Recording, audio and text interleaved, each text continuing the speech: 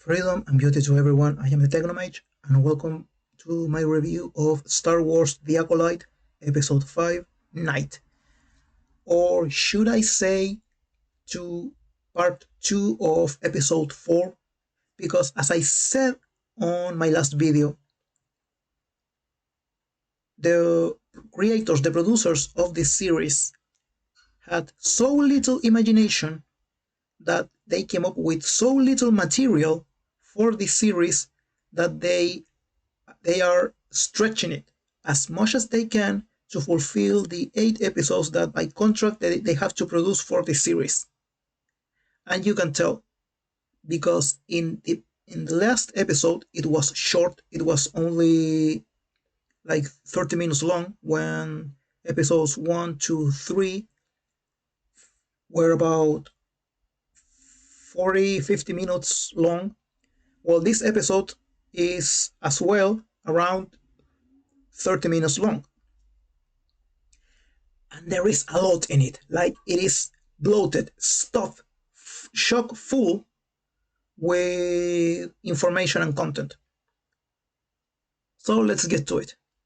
So first of all, finally we have the amazing fight between the stranger, Smiler Ren, and the other Jedi, or at least I think it is an incredible fight, because I can see very little of it. Somebody please move all those trees away. Well, anyway, first of all, if you saw this part, the helmet and gauntlet of Smiler Ren is made the lightsaber of these two Jedi's short circuit. Why? Because, in case you didn't know, in the Star Wars universe, at least in the old canon, in the Legends canon, there was this material called cortosis, which was a metal that had a property that when a lightsaber struck a shield, armor, or even another blade made of cortosis, the lightsaber short-circuited and it shut off for a little while. And while this is a very convenient kind of Deus Ex Machina, because once again, the Disney Star Wars universe is so much lacking in content that they had to once again resort to recycle material from the old canon. And cortosis has been in the new canon for really short. I mean, here they notice they added in Wikipedia the episode 1 and 2, episode 1 and episode 4 of The Acolyte, when we didn't know in those episodes that the stranger, Smiler Ren, have cortosis armor just in this episode. And in the new canon, it appeared in a couple of magazines, and most importantly in 4 issues of the Dr. Aphra comic book. So they just recently salvaged cortosis from the old canon into the new canon.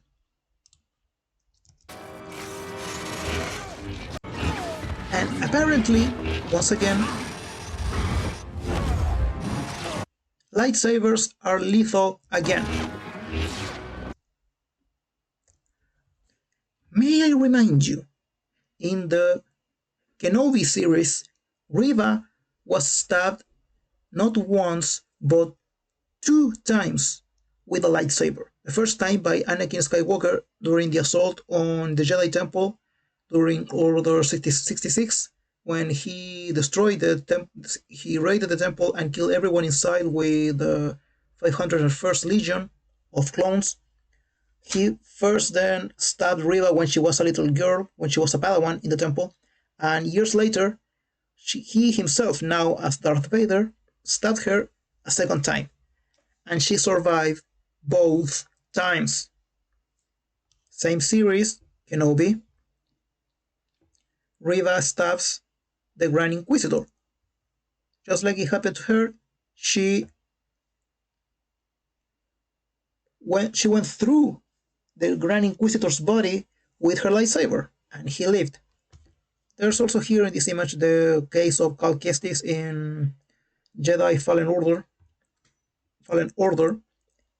and he survived. But I don't know. I think in this case, his own lightsaber just grazed him. It wasn't like stab or anything. But of course, is the classic example Qui-Gon Jinn in The Phantom Menace, where he dies at the hands of Darth Maul when he was impaled in Darth Maul's lightsaber, and he died. May I remind you that in the same film, The Phantom Menace, Qui-Gon Jinn practically melted a glass door made of a super resistant metal, and he almost melted all away with his lightsaber. Why? Because a lightsaber is unbelievably hot. It's pure plasma. And may I remind you that humans like Riva and Qui-Gon Jinn, I don't know about the Grand Inquisitor, he's I don't remember what his race name is, but humans are mostly water. And what happens when water is superheated instantaneously? It explodes in an explosion of very hot steam. And that is what happens when you get impaled by a lightsaber. It's not just the heat that kills, that damages you, is this explosion of steam produced by your blood boiling spontaneously inside your body that rips you apart from the inside. Like in the Clone Wars, we had this moment when Anakin Skywalker gets his arm chopped off by Count Dooku, and he could have died of that because maybe he would have died from a shock due to the pain, maybe from a blood clot or something. But I can't believe you surviving from that, from having one arm or a leg chopped off by a lightsaber. But these people were stabbed and they survived. They shouldn't have survived, especially Riva. She was stabbed twice by a lightsaber, and she survived. And now, once again, because the plot said so, lightsabers are once again lethal. And I'm going to come back to this again in a little while. Now, I have to say, I have to give credit where credit is due, that at least in this episode, the fighting choreographies are far, far better. Because Daphne King, who plays Jackie, kicks ass. So honestly, it's good to know that some of that overinflated $180 million budget was used at least in one episode to hire a decent fight choreographer for these scenes. And by the way, going in that line, Yang Jae, I think was his name, also fights really, really well. And Daphne King, wow, I had to give props to give credit where credit is due. Daphne King fights so well. And here, she went from one lightsaber to dual wield seamlessly, and she kicks ass.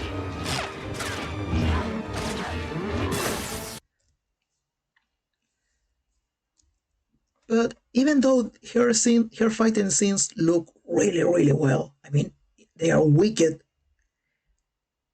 I will complain about this in a moment.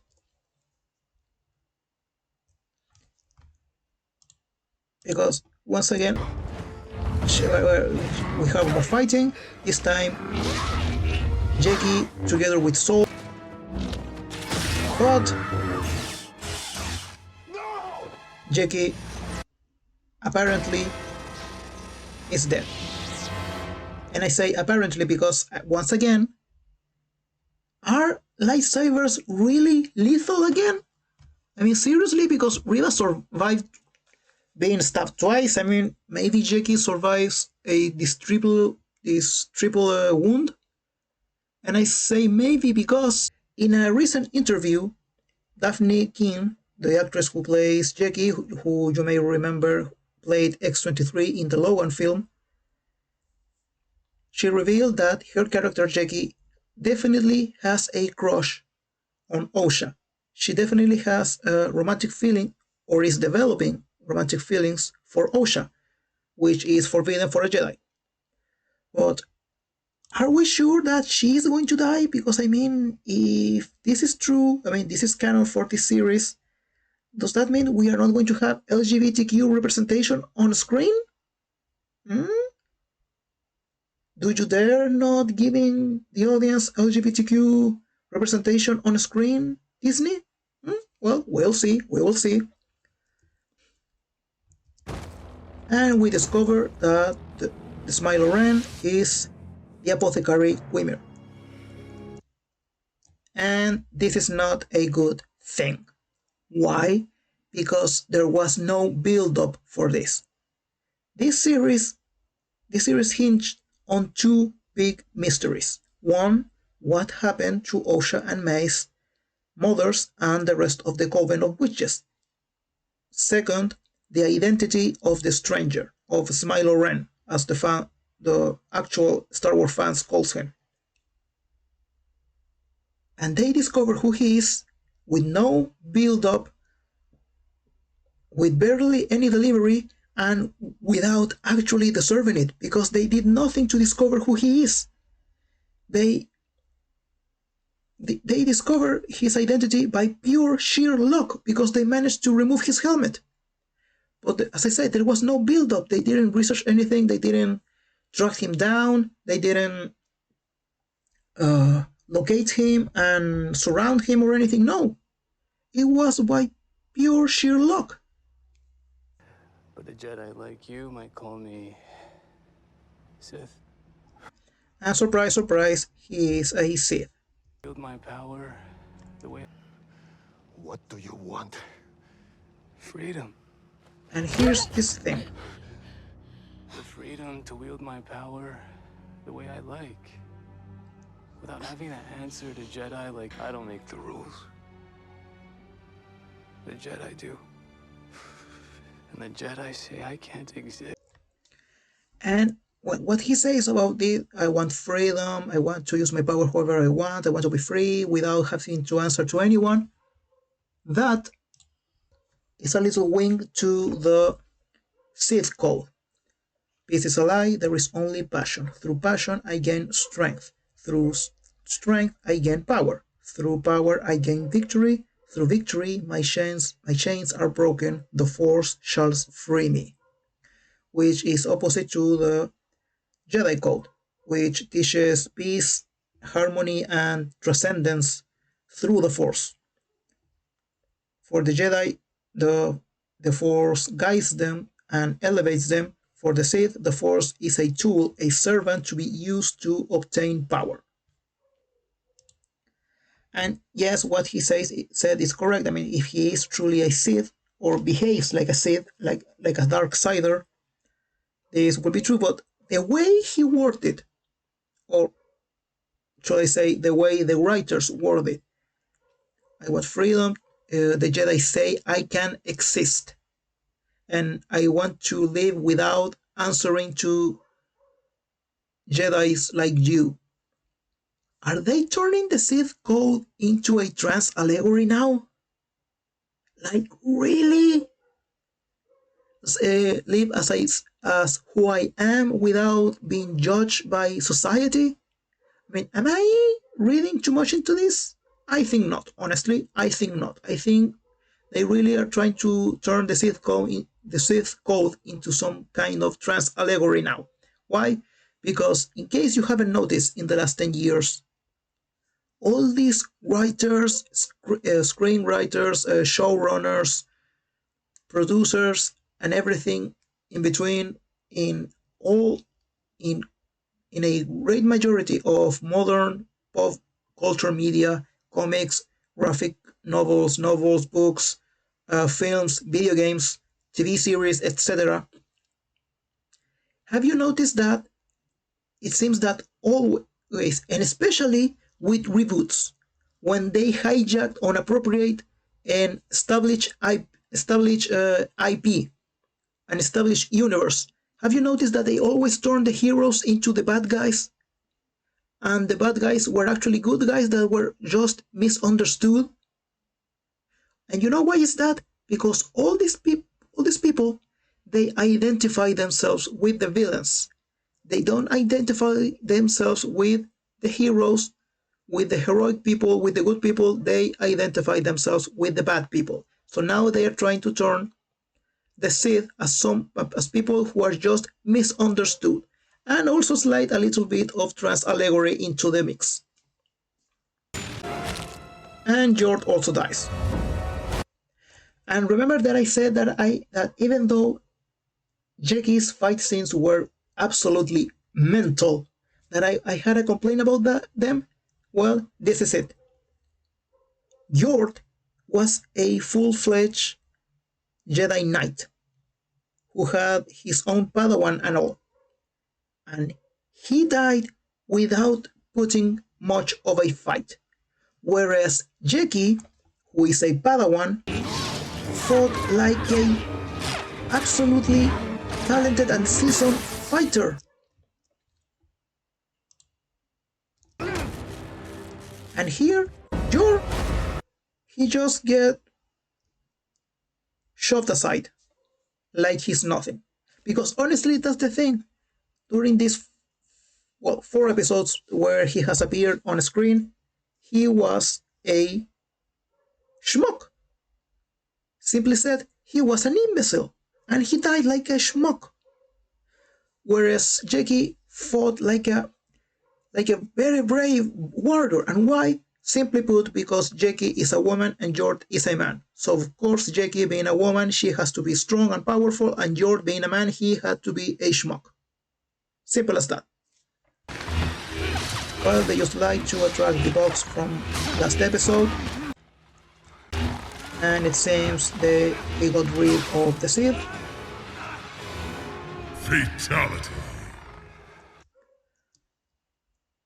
Well, Son is about to finally reveal what happened that night, but no, we can't have that because the plot says so. Because if Saul finally explains what happened, we wouldn't have another 3 episodes of this series, because remember, we have 3 episodes left.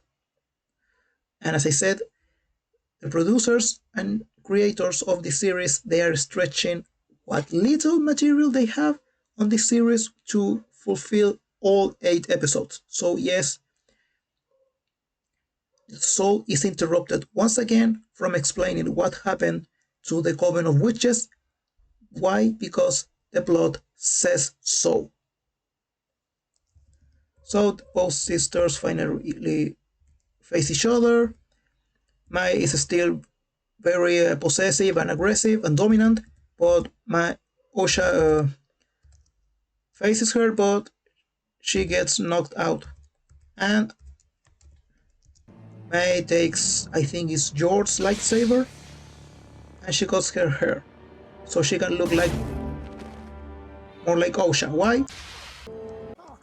Because she steals her clothes and goes away with Saul. And they just leave. I mean, really? They are not going to take the corpses of the other Jedi? Not even poor young Yeki? Like, she was your Padawan, and you're just going to leave her there in the middle of that forest so she can be devoured by bugs and other wild animals? Are you kidding me, Saul? Another thing. Now, Saul doesn't sense a disturbance in the Force? Like, are you kidding me? Because in previous episodes, we saw that Saul was practically the only Jedi in the entire Jedi Order who is capable of feeling disturbances in the Force. When they went to warn Master Torvin that his life was being targeted, he was the only one that felt a disturbance in the Force when he drank the poison and died. And then when they arrived at this planet, he was the only one that sensed Kelnaka in the forest, and then the only one that sensed Smiler ran behind them and turned around. The rest of the Jedi turned around after he turned around. And now he doesn't sense something is off. Like, he was supposedly so attached to his former Padawan, and now he can tell them apart. He cannot tell, hey, wait a minute, you are not Osha, you are Mai. I mean, can he at least smell the burnt hair? Are you kidding me? Well, at least somebody here is capable of smelling burnt hair. And Smiler Ren apparently is capable of using force healing, something that was Ray was the only one supposed to be capable of doing. And apparently he is going to take Osha with him, while Osha goes with Sol. Why is this? I think, I'm convinced, so Mai can be redeemed, because as the villain she cannot be evil, she is only misunderstood, and she has to be redeemed. Why? Because now Sol is going to explain to her what happened that night with the Coven of Witches, and Mai is going to realize that maybe the Sith lied to her, that the Jedi didn't actually genocide the entire Coven. Maybe something happened, and now Mai is going to make peace with the Jedi and be trained and become a Jedi and be redeemed, because she was just misunderstood, she was just misguided. And maybe Osha will be tricked into being a Darksider by the Smiler Ren, and then Mai is going to redeem Osha, or something like that. Because that is what always happens on this series. I mean, it even happened in Kenobi. Riva wasn't evil, she was just misguided, misunderstood, and then she redeemed herself. So anyway, I wonder now how is it going to be revealed, the big mystery of how all the Coven of Witches was murdered, how they all died. I mean, I'm sure that the revelation is going to be a disappointment, just like in this moment with the identity of Smiler Ren. Well, we will have to see in the next episode. This is the Technomage, signing off. Thank you for watching. I will see you all in the next video. Goodbye.